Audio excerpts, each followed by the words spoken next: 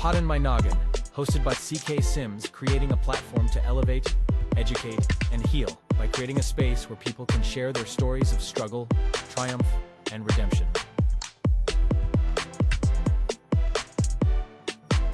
CKS Media. Hello, everyone, and welcome back to another episode of Poddin My Noggin. I'm your host, CK Sims, and today we are joined by a relatively new author, Mr. David Maeda. Welcome to the show.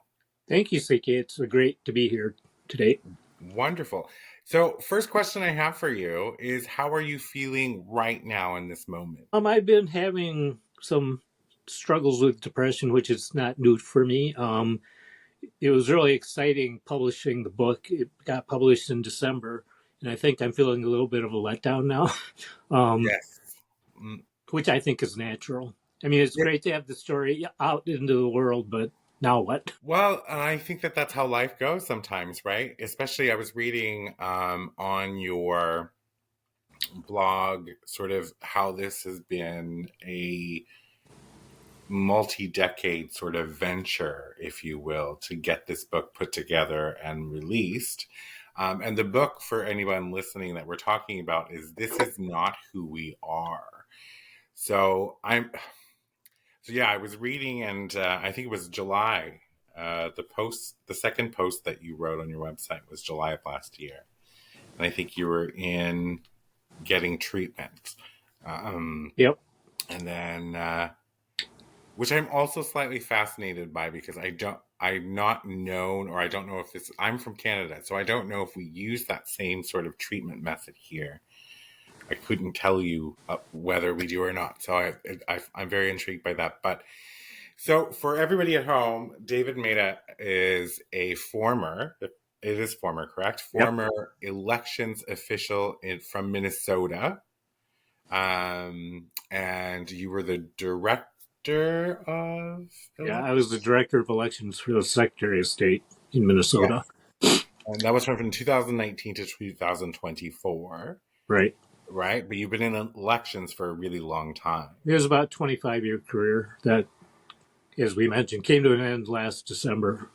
And was that by choice? Like you chose to step down or voted out, or how did that happen? Some of the backstory on this is I was ready to publish the memoir at the end of 2023, and our HR and attorney told me it would be a violation of the state's code of ethics if I did so. They felt like I was using my personal position for private gain, which I did not agree with, because the book isn't solely about my time in elections. It's about other aspects of my life. So I didn't publish for about a year, and then I decided I needed to publish, and that kind of prompted me to retire and leave the position. Okay. That's a bold move, but I can respect that, because it was something that you absolutely had to get out. So there's, like, as a rule of thumb, I don't research my guest too deeply until just before I join a chat. And the reason I do that is because I don't want to formulate too many questions in advance. I want to have more of a conversation.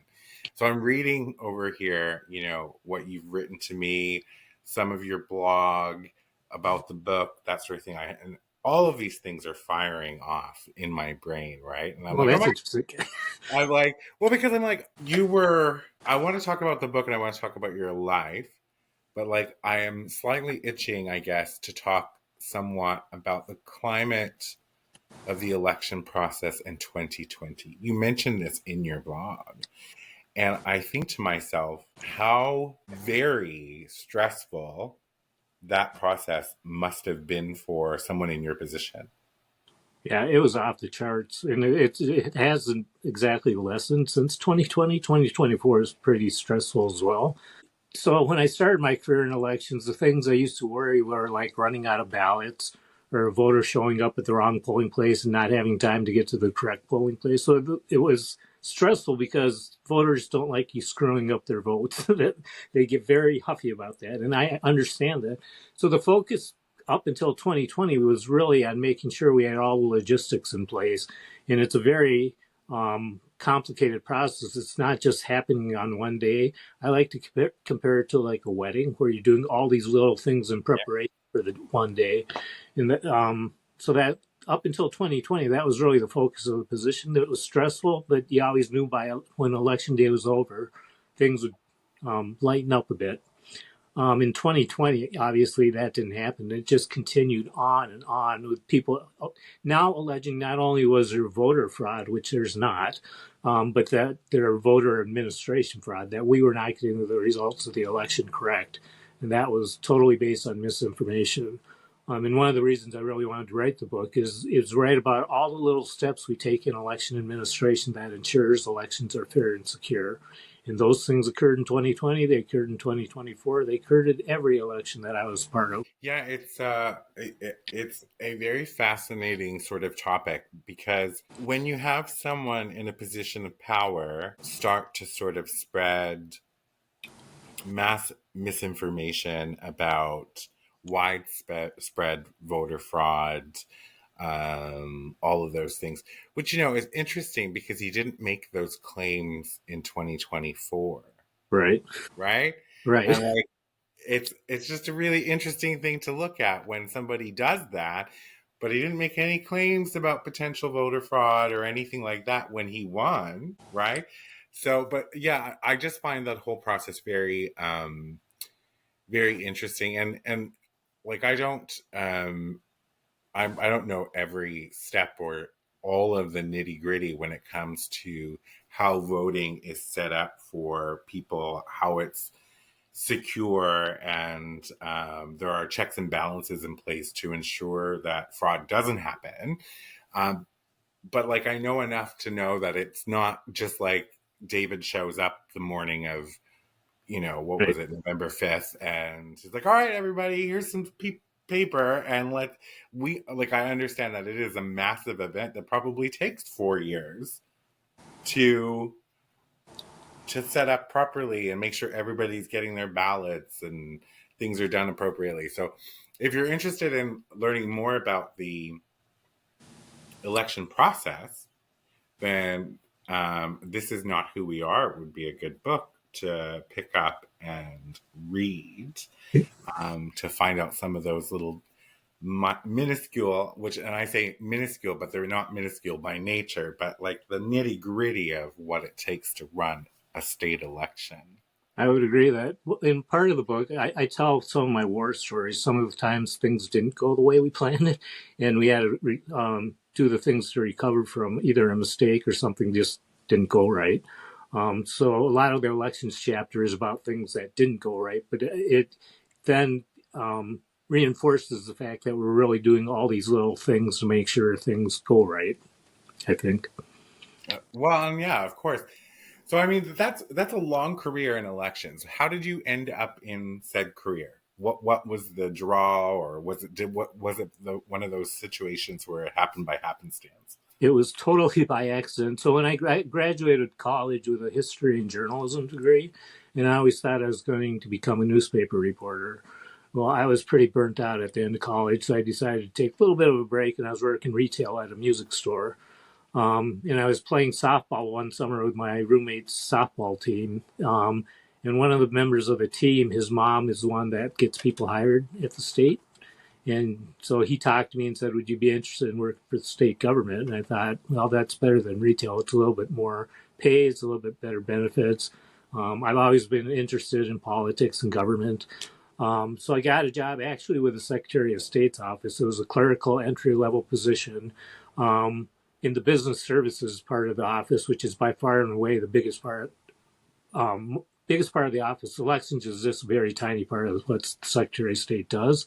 But on election night, the elections folk would always ask others in the office for help because there was plenty of work to do on election night. So I always volunteered, and I just found it fascinating. And this led me developing a friendship with the director of elections at the time, a man named Joe Mansky, who eventually helped me get a job with one of our counties, Washington County, which is on the eastern part of the Twin Cities. And I was the election supervisor, but again, the only experience I had was on election night, a couple of elections. I mean, it was the proverbial drinking water out of a fire hose because I started within like 2 months of our primary. And so it was really a steep learning curve. But I found it fascinating. And the times I thought about leaving and doing something else, I always got drawn back in. I eventually worked for Hennepin County, which is the largest county in Minnesota. It's where Minneapolis is located. So that was a big job, being their election supervisor. And then again, I decided I was going to step away from elections, and I became the Minnetonka city clerk. Minnetonka is a suburb of Minneapolis. And as city clerk, I had a bunch of duties. One of them was running the elections for the city. So I was still involved in elections, but I was trying to focus my attention elsewhere. And that's when we had a big 2008 U.S. Senate recount with Al Franken and Norm Coleman that lasted well into the next year.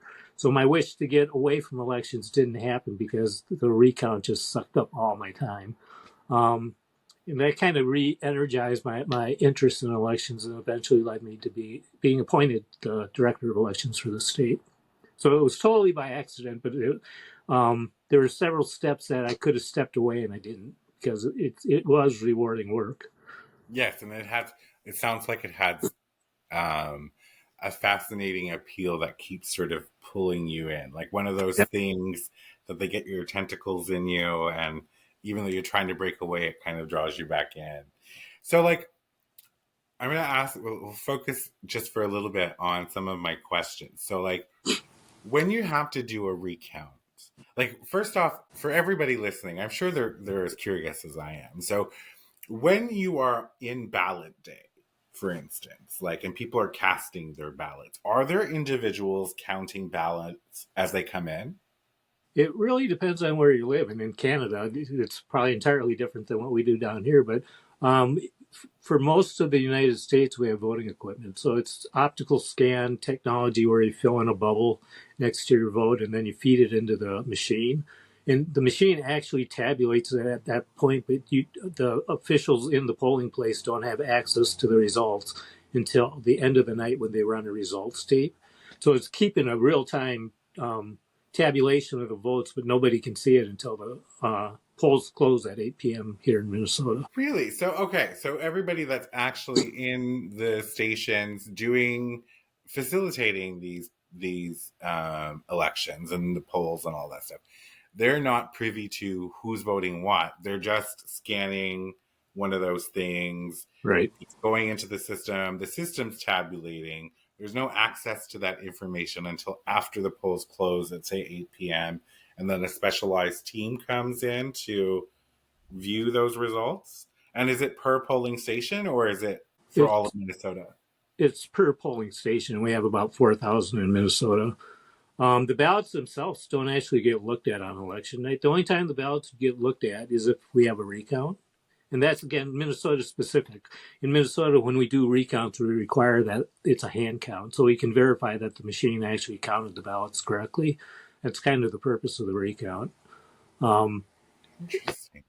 So in 2008, the recount I mentioned is a statewide recount. It is the first statewide recount since the mid-1960s. And there were over 3 million ballots that had to be hand counted.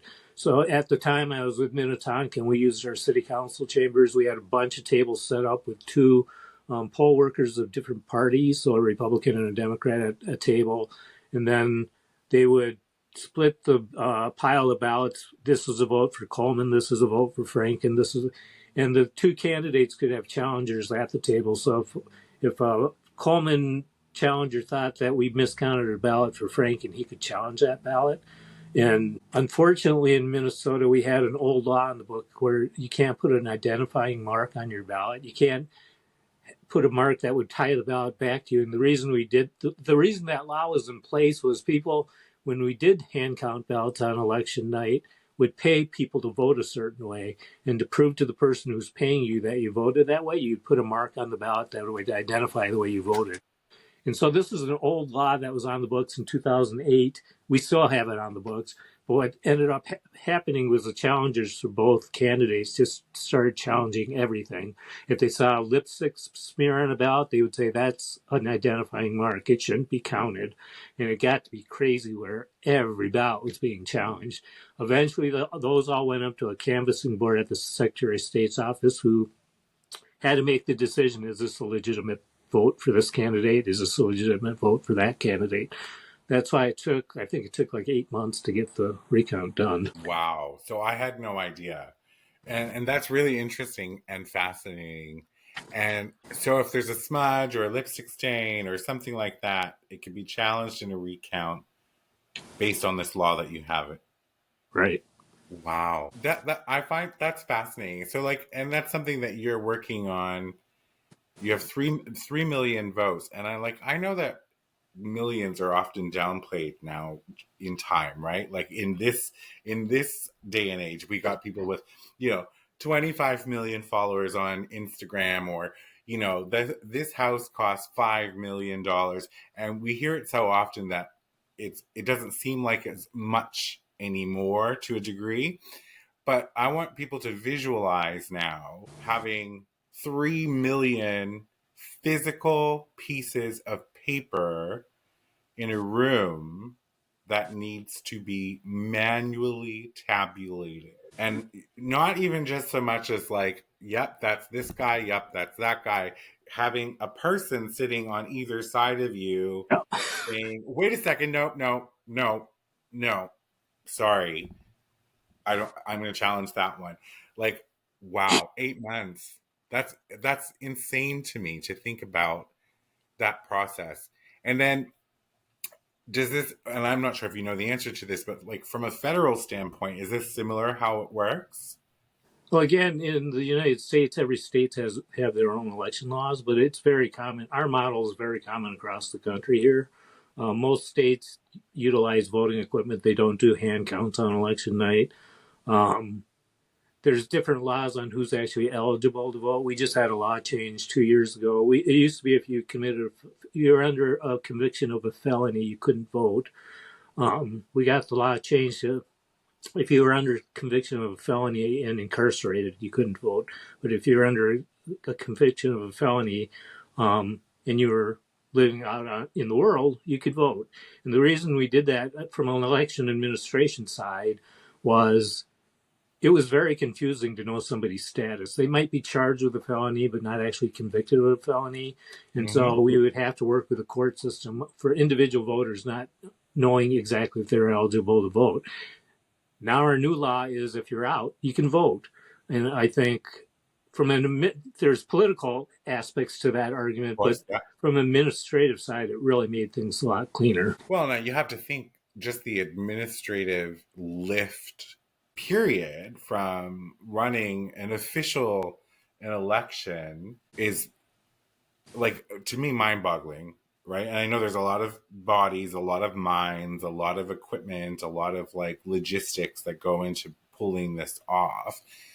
And then to have caveats where you have to take people to and sort it out in court if they were eligible. Like I'm just my brain is like thinking how much of a nightmare that would be, and just the additional layers that you would have to add on to an election.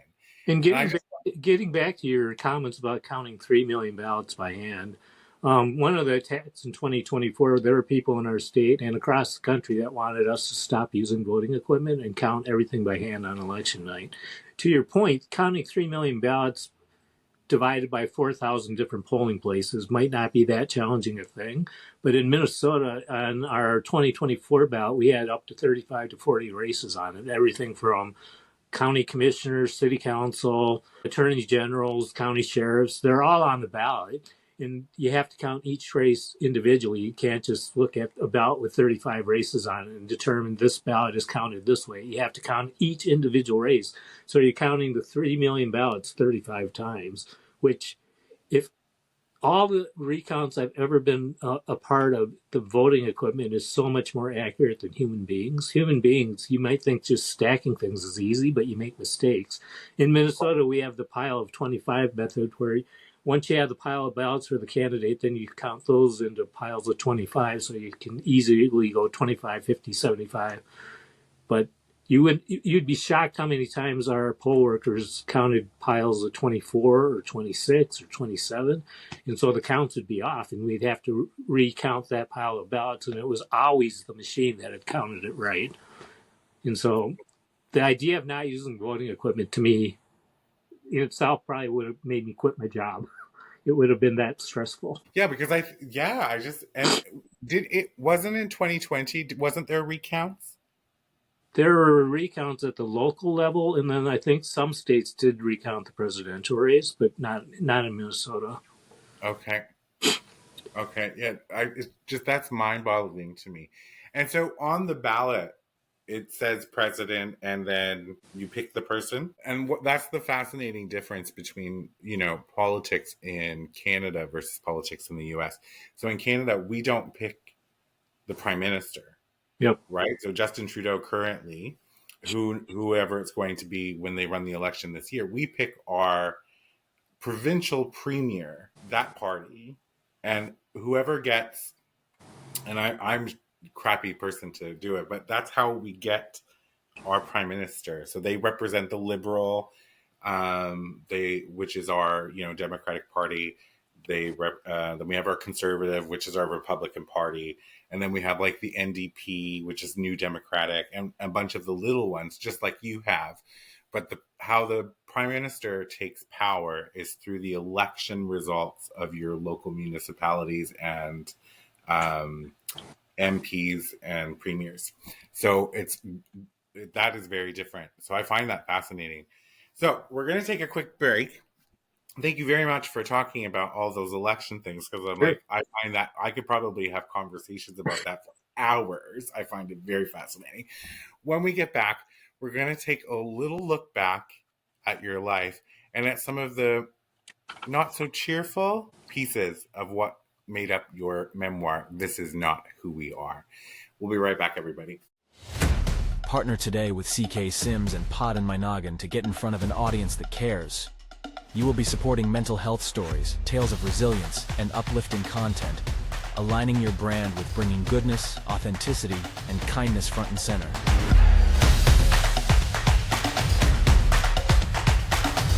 This spot could be yours. Do you have a story of struggle and resilience? One that you want to share with others and possibly help someone through their own struggles? Find the link in the show description and fill out the guest form today.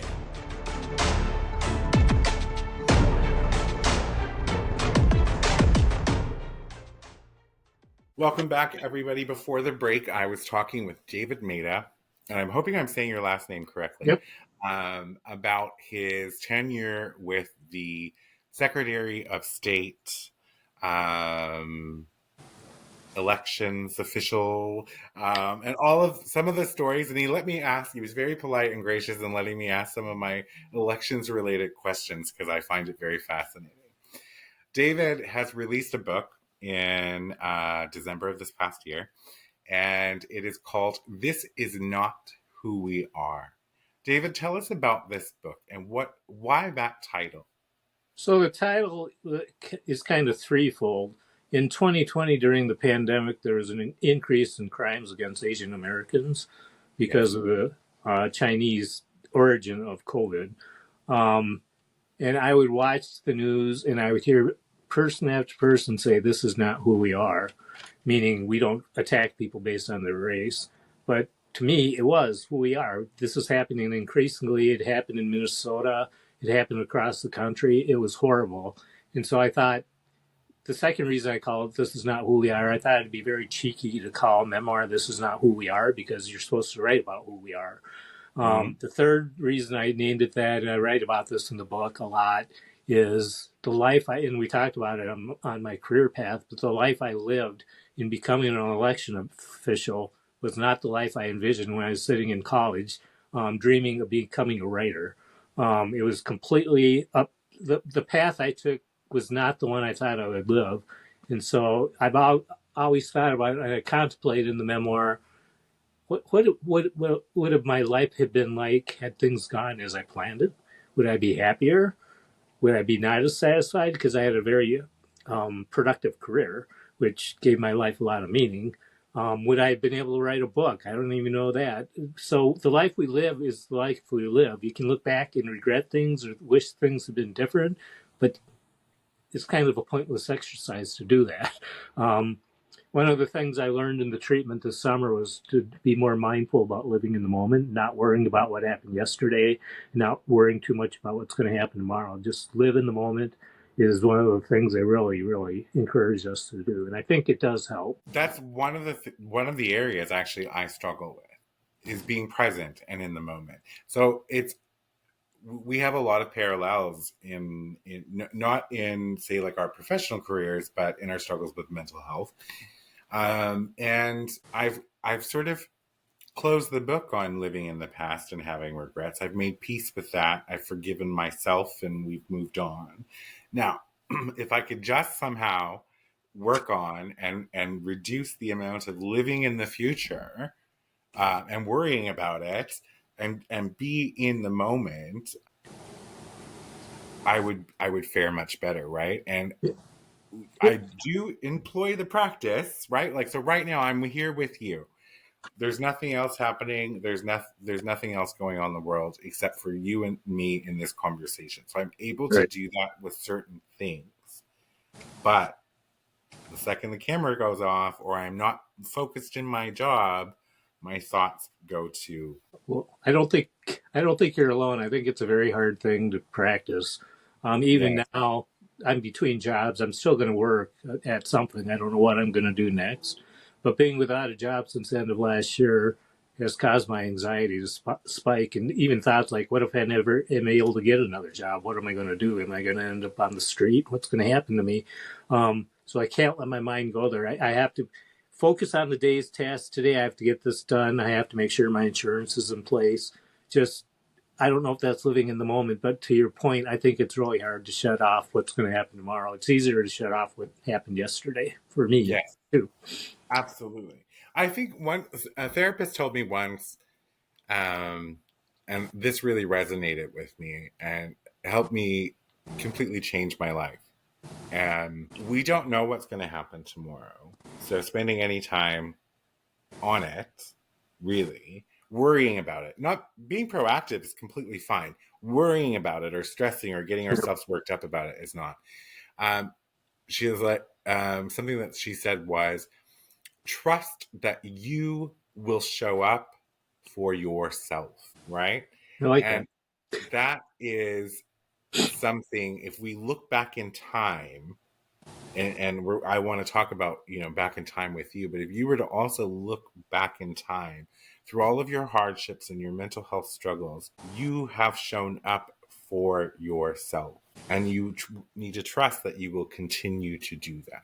Yep. And so that was one of those profound things that someone said to me that made me realize I am always showing up for myself. Regardless of what comes my way, I will be here and I will rise. So you talk about your struggles with mental health. I believe you had mental health struggles in high school, but they really kicked in during university. Yeah, I think I've been depressed even before high school. I just didn't know what it was. I was very unhappy growing up, even though I had a wonderful family. I had friends. Um, it just seemed, I think, later on, much later on in life, I got diagnosed by somebody as having existential angst. And so I'm always constantly looking for the meaning behind things. And it's hard for Mhm. me to accept some things just happen. They don't have a greater meaning.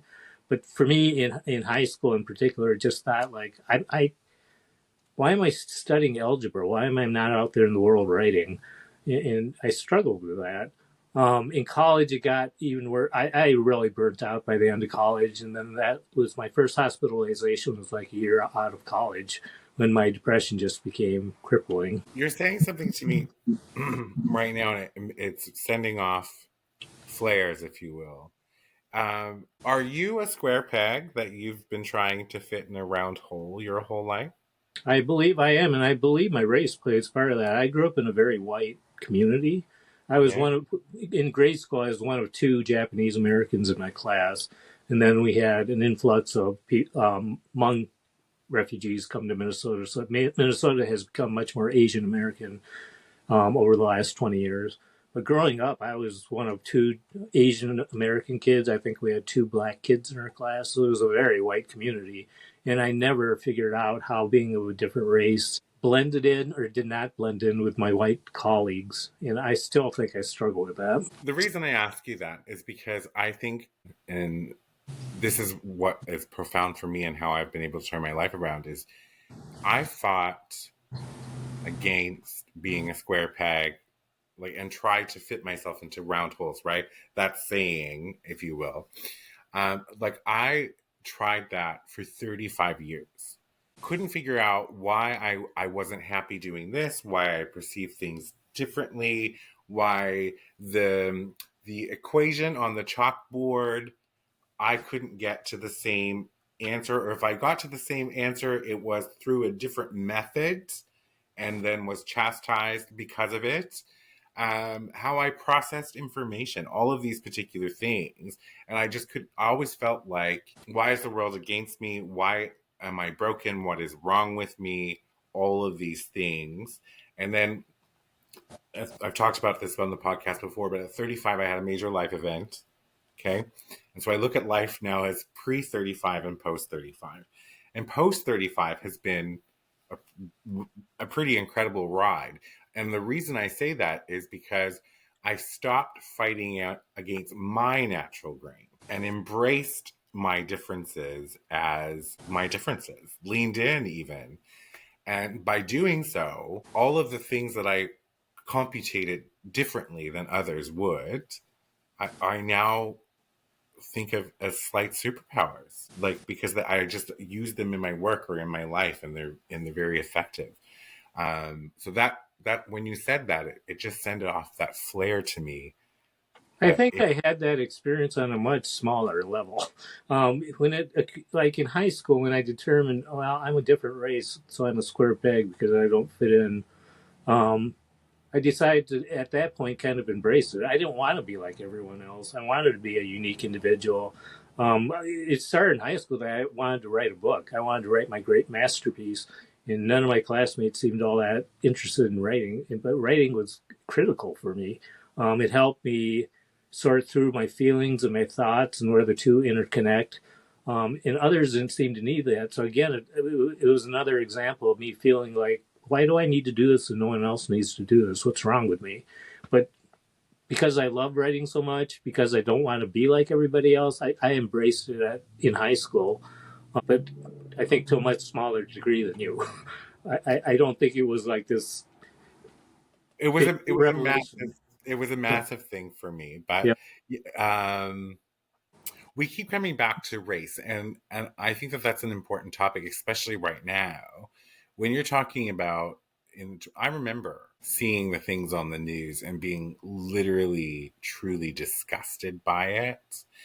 And then also, what really made me angry on top of this is that there was other marginalized communities doing awful things to the Asian Yep. Americans or Asian people. And I was like, what is happening to this world?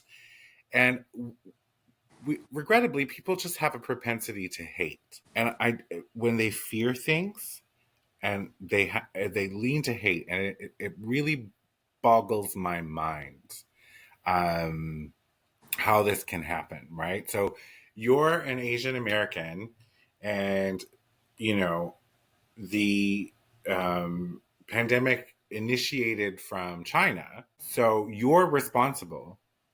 You, David Maeda, are responsible for that.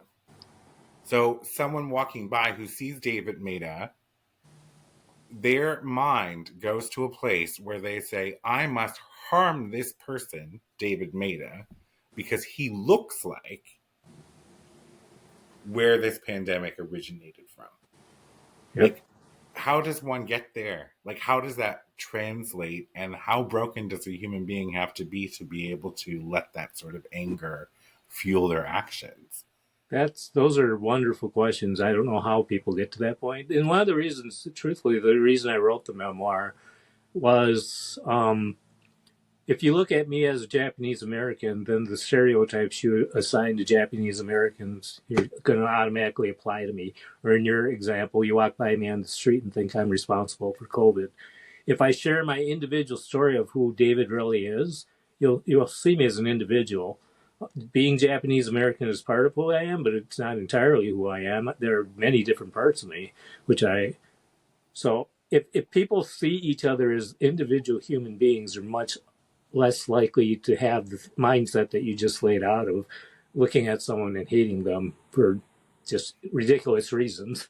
Well, and it's so I had a guest on my podcast last week actually who is Jewish, who is talking about the increased Jewish hate in America right now, and I'm also befuddled because how is this man who he was in Canada actually he lives in Canada, sorry, how is this man, this Jewish man in Canada, responsible for Israel's president's actions?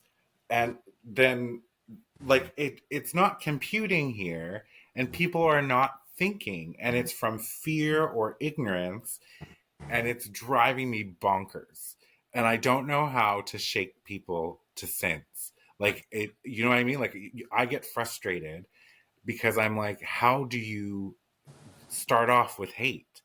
How do Yep. you just look at someone and see hate or feel hate? Like it makes no sense to me. And I recognize that that's not my journey or my truth. So it's hard for me to comprehend or understand. I would love to actually have a conversation. It would be very hard for me, but to have a conversation from someone who does think that way, to try and understand what is driving that. Because it's just wrong.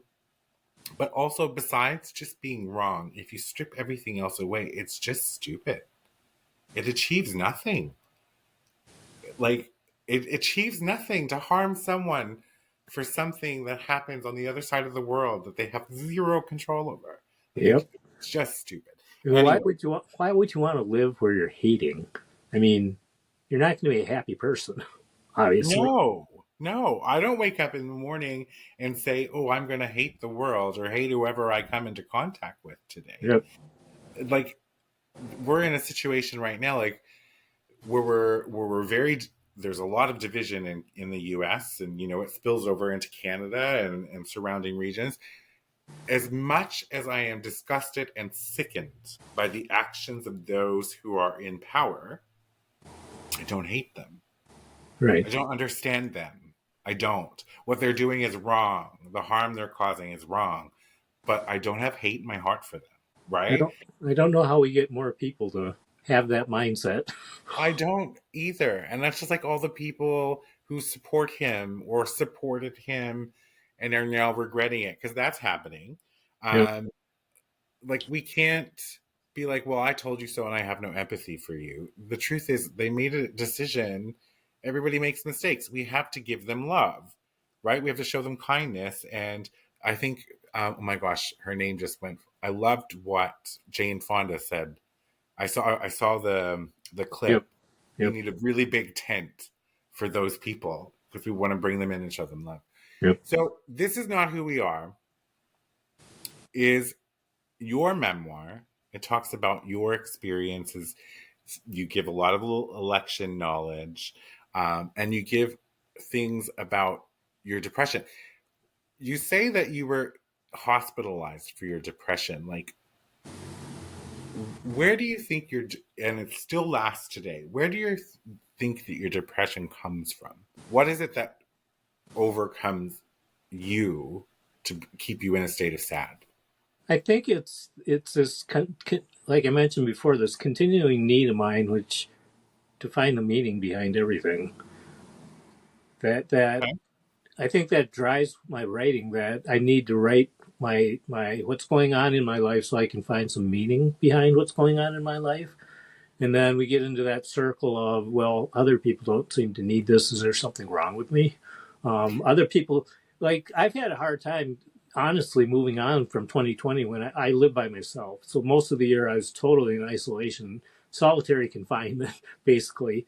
And when the world reopened up, I had a hard time getting back out and doing Of course. things I used to enjoy doing. But I look at people now and they're it's like 2020 never happened. And I just am not of that mindset, I guess. I think that Well, drives my depression. I think that there's a lot of people who want to pretend like it didn't happen. Yeah. So they pedal to the metal, right? And they're just going at life. During that experience, the 2020, it was hard on me, and I had a similar experience like when life just started up again and everything was sort of back to normal, the new normal, readjusting to being in crowds or traffic. The pandemic destroyed any of the patience I had for traffic. I don't even enjoy driving anymore because of traffic. So, but one thing I like to remind people always is that the pandemic was a global traumatic experience. It has changed every single person in varying degrees. Even though you don't think it might have changed you and you think you fared well, you will notice if you pay attention that there are certain things that you did before that you don't enjoy anymore. You have less tolerance for specific things. You will, if you look at yourself and reflect, you will notice that since the pandemic you have undergone change, and that is because we went through a very large period of time where we were afraid. We did not know the outcome when this first started. I think everybody thought, okay, a few days and that'll be that. Yep. This lasted for really like 2 years if you want to think about it. So how could you go through something like that, be limited, not sure where, money was going to come from, access to job, healthcare? If you go outside, are you going to die? There was a lot of misinformation and things like that. Just basic necessities. How do you think you can go through that as a privileged culture as we are in North America with access to so many different things and not think that you wouldn't be changed to a degree or be affected by that? Yep. Right. So you always want to define meaning to everything. So this is how you classify yourself. Is it because, and this is just me asking a question, is it because you don't know what the meaning of David Maeda is yet? Wow, that's a deep question. I think that's definitely a large part of it. I don't think I've really, even in writing my memoir, that's the title. It's not who I am. It's part of who I am, but there's certainly parts of in the memoir or that I didn't include in the memoir. So yeah, I think I am searching for who I really am. Okay. And then you're frustrated because others seem to know who they are. Or they can live without knowing who they are. They can live with. Okay.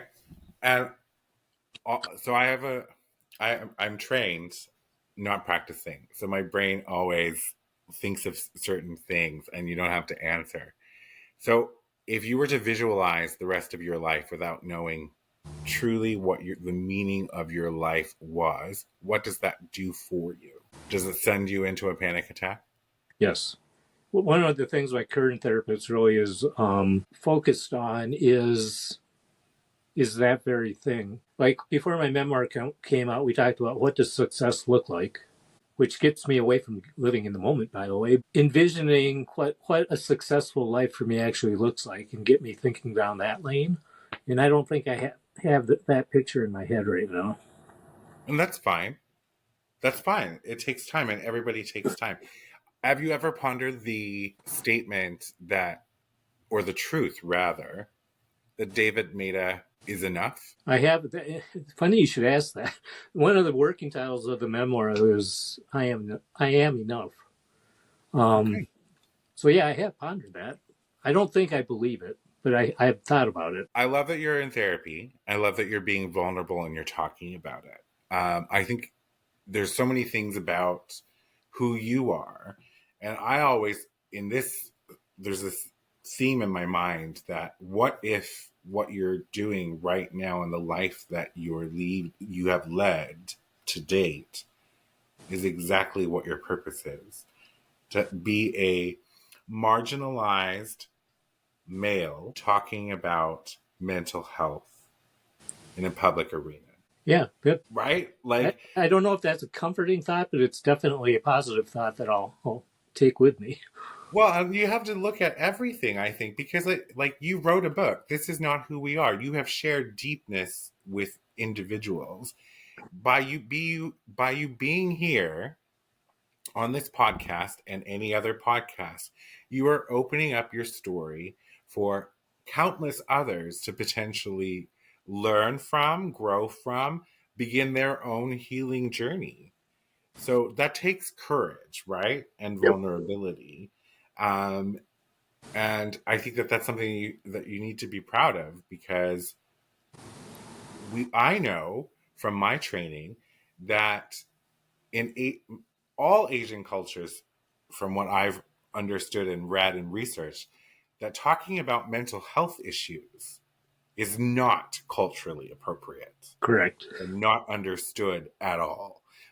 So for you to do that, I don't know how far my podcast will reach or how far your book will reach, but let's just say that one young Japanese man watches this podcast or reads that book and is liberated by your story. That's absolutely a one.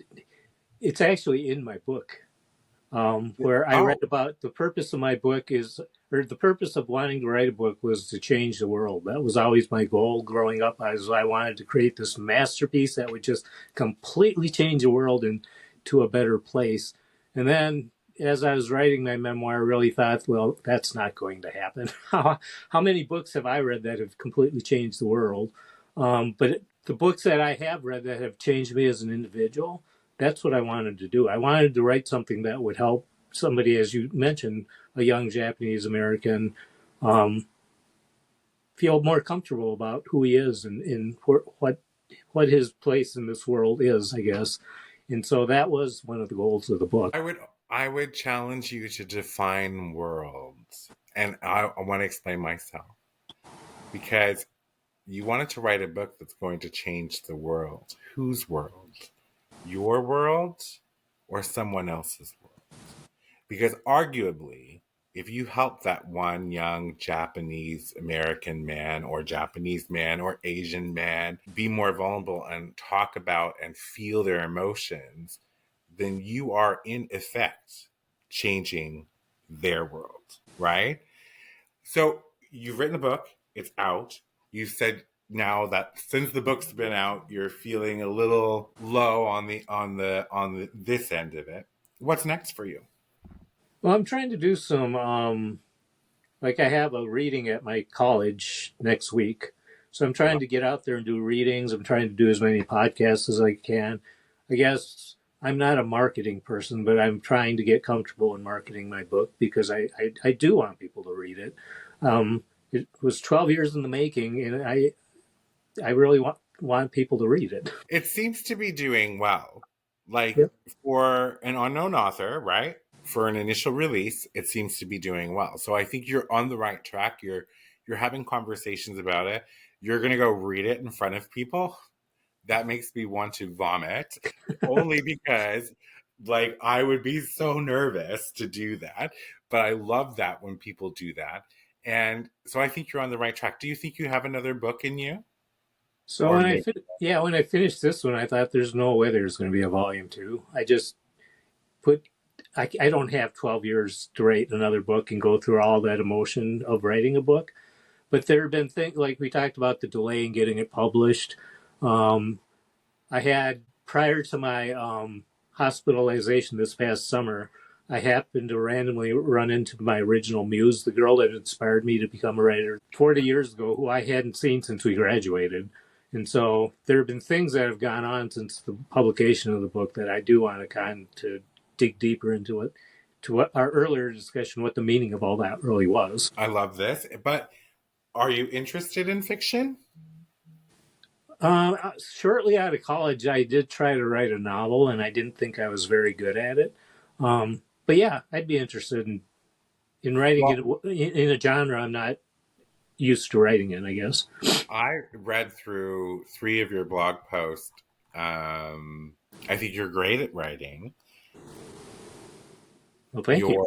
your first, I didn't have a lot of time, but I was reading through them, and you seem very structured in how you want to get to where you're going and where you want to take your reader, right? So I think the world's your oyster. So you can go do whatever David sets out to. I know that's easier said than done, and I don't know David personally, but I do believe this was 12 years in the making. But sometimes you have to age wine Yep. before it's ready for consumption, right? Once you crack the cork, though, it starts to flow. So if that's maybe your future, who knows? Maybe there's more books, more fiction books, or a part two. Who knows? I like that thought. Yes.